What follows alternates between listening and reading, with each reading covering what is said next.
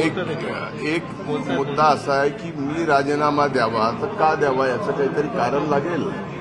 या कुठल्याही प्रकरणामध्ये मी ना आरोपी आहे ना माझा या प्रकरणाशी कुठलाही अर्थार्थी संबंध आहे. आता या प्रकरणामध्ये आऊचा भाऊ करायचा आणि कुणाचा तरी राजीनामा मागायचा अशा पद्धतीनं माझा राजीनामा काही जण मागतायत. त्यांचं मागण्याचं समाधान एक लक्षात घ्या. म्हणूनच हा तपास सीआयडीकडे दिलेला आहे. हा तपास न्यायालयीन पण होणार आहे.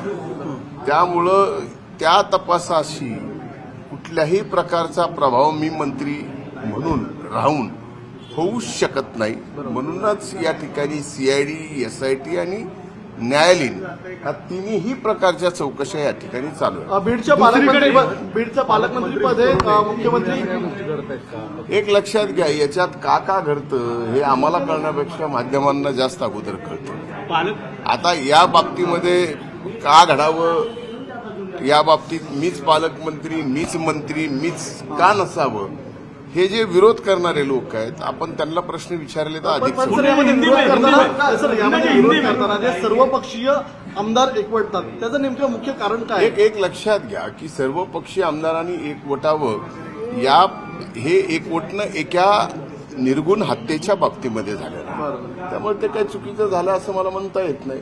कारण ती घटना अतिशय दुर्दैवी आहे आणि त्या घटनेमध्ये जे कोण दोषी असतील त्यांना फाशी व्हावी हीच भूमिका तिथं सर्वांची. प्रकाश सोळंके म्हणतात की बिन खात्याचं मंत्री ठेवण्यात यावं. प्रकाश सोळंके तुमच्याच